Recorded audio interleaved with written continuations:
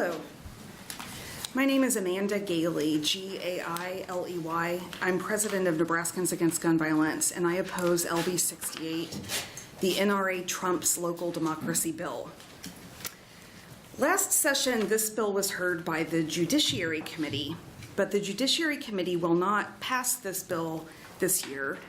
So we are sitting here today before a committee where several committee members, and I appreciate the fact that this does not apply to all, have taken contributions from the gun lobby and have already co-signed this bill to wipe out duly passed local gun laws and replace them with nothing but a more fertile market for firearms.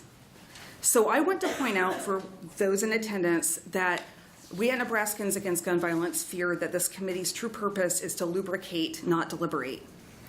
Now I'll provide a few reasons this bill is an affront to the people of Nebraska.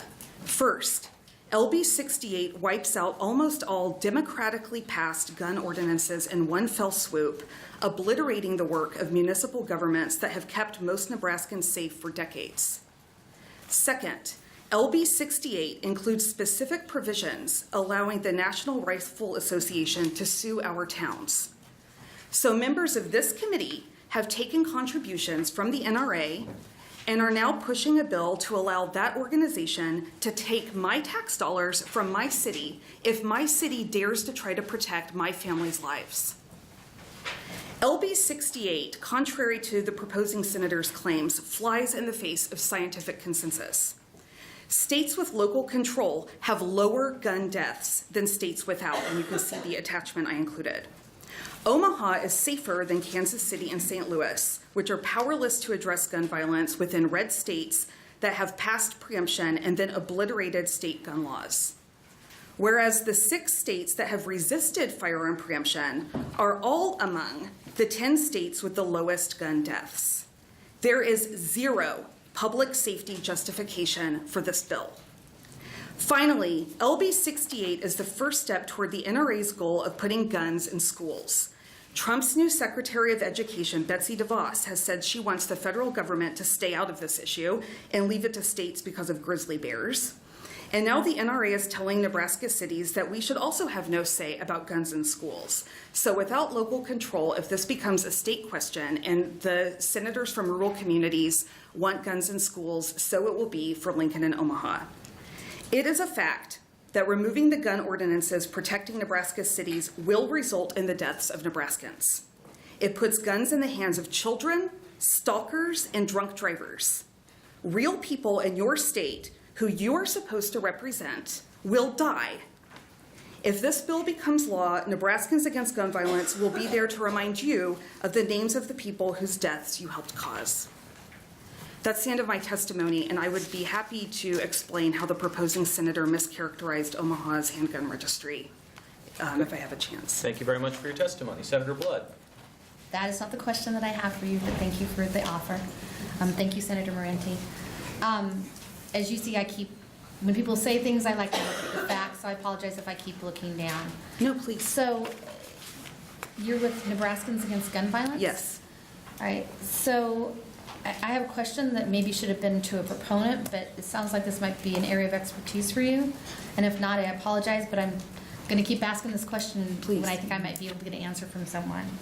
So, it looks like federal law already protects lawful transportation of firearms. Yes. Okay?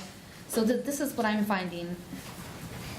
Notwithstanding federal, state, or local law, any person who's not otherwise prohibited by 18 U.S.C., there's a bunch of numbers, from transporting, shipping, or receiving a firearm may transport a firearm for any lawful purpose from any place where he or she may lawfully possess and carry a firearm to any other place where he or she may lawfully possess and carry a gun if during the transportation the firearm is unloaded and neither the firearm nor any ammunition is readily accessible from the passenger compartment of such a vehicle. If a vehicle does not have a compartment separate from the driver's compartment, the firearm or ammunition must be contained in a locked container other than the glove compartment or console. To your knowledge, is that still a law? Correct. Safe transport is already protected by federal law, and furthermore, the Omaha Handgun Registry Bill makes a clear exception for what is already preempted at the state level in Nebraska, which is concealed carry.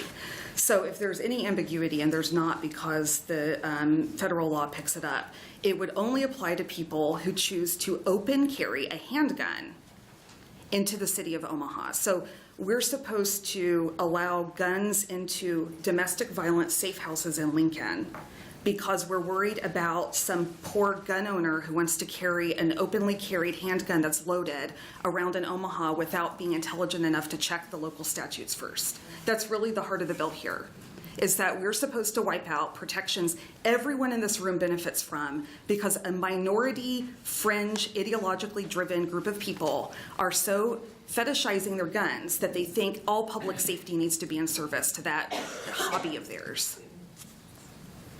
I don't know if I necessarily agree with all of those comments, but I respect your right to say them. Thank you. Senator Blood. Any additional questions? Seeing none, thank you for coming down today. Much appreciated.